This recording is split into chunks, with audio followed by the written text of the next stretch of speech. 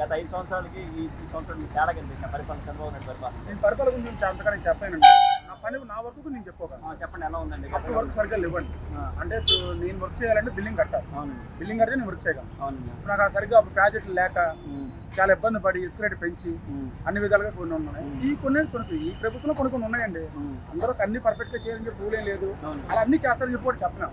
చంద్రబాబు పరిపాలన ఒకలాగా ఉంటుందండి, జగన్ పరిపాలన ఒకలాగా ఉంటుంది. ఆయన ఏంటంటే పథకాలు ఇచ్చారు, మీరు ఇంకా పథకాలు ఇవ్వలేదు. కానీ ఉపాధి అనేది మీకు ఎట్లా ఉంది? నాకైతే ఉపాధి బాగానే ఉంది. పర్లేదు, పనులు పర్వాలేదు. రోడ్లు ఎలా ఉన్నాయి? రోడ్లు గురించి చెప్పవసలేదు. ఎక్సలెంట్, చాలా ఎక్సలెంట్. కొన్ని రోడ్లు ఇంకా చెయ్యాలి. అది చేస్తే ఇంకా బాగుంటుంది నా ఆలోచన. చాలా బాగుంది. పెన్షన్ ఎక్సలెంట్, చాలా బాగా ఇచ్చారండి. ముసలి వాళ్ళకి అయితే చాలా ఆనందంగా ఉంది. ఎందుకంటే ఇప్పుడు మా ఇంట్లో ఎవరు పెన్షన్ తీసుకున్నాం, సపోజ్ మార్బల్ మా ఇంటి పక్కన ఉన్నారు కదా పెద్ద ఆవిడ, అన్ని చూస్తున్నారు కదా, అన్ని చూస్తున్నారు. చాలా బాగుంది నిజంగా. ఫస్ట్ తారీఖు అండి, కరెక్ట్గా ఫస్ట్ తారీఖు ఎగ్జాక్ట్ 6:30 కల్లా ఇచ్చేస్తున్నారు.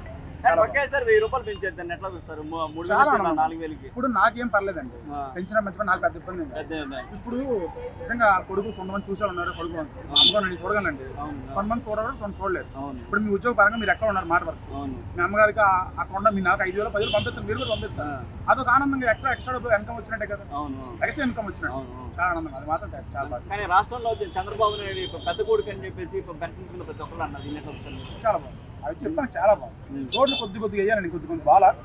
ఇప్పుడు ఎక్కడ రోడ్డు బాగాలేదు, మన విజయంలో కొన్ని రోడ్లు బాగాలేదండి, అవి వేయాలండి. గత 5 సంవత్సరాల వరకు బాగానే ఉంది కదా. చాలా బాగా, చాలా బాగా. గత 5 సంవత్సరాల్లో ఇసుక అనేది దాదాపు దొరకని పరిస్థితి ఉంది. అదే విధంగా మందు రేటు కూడా అంటే మందు గురించి మనకు తెలియదు. మీతో పాటు వర్క్ చేసి ఉంటారు, పొద్దు నుంచి సాయంత్రం వరకు పని చేసి ఉంటారు. పని చేసే క్రమంలో ఏదో కొద్ది ఒళ్ళు తీసుకుంటారు. అంటే కొద్దిగా బ్రాండ్ల గురించి చండాలం వీళ్ళు చెప్తున్నారండి, అవి మనం చూడాలి. మాకు కూడా తాగి అలవాట్లేదు, ఎప్పుడు తాగడం వేరు సార్, ఎప్పుడు తాగడం వేరు. అవునండి.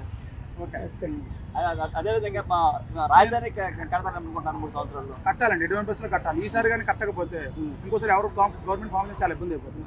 పోయినసారి కూడా ఇలాగే జరిగింది. ఒకటి ఫస్ట్సారి జగన్ గారు వచ్చినా బాగుండేది, గవర్నమెంట్ ఫామ్ చేయదు. అంటే ఒక నా చిన్న విషయం ఏంటండి, నా చిన్న లాజిక్ చెప్తున్నాను.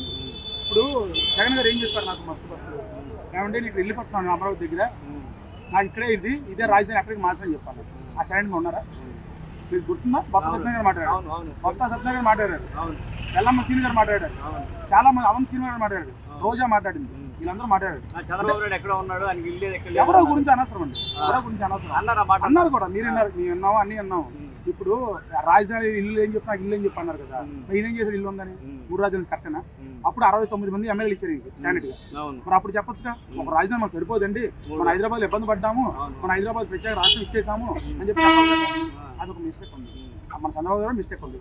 తాత్కాలిక అని చెప్పి తప్పండి, కాదు. ఏదైనా పర్మనెంట్ గా చేయాలండి. ఇల్లు కట్టుకుంటాం మనం, ఇల్లు పర్మనెంట్ కట్టా, సచివాలయం టెంపరీ కట్టుకుంటామా? అదొక తప్పండి. ప్రకటించాలని కోరుకుంటాం మేము. మన విజయవాడ అమరావతి రాజధాని అవ్వాలి, మా విజయవాడ గుంటూరు అన్ని జిల్లాలు అక్కడ బాగుండాలి. అక్కడ మీరు పనులు ఎలా ఉన్నాయండి? పనులు బాగున్నాయి, అమరావతిలో పనులు బాగున్నాయి.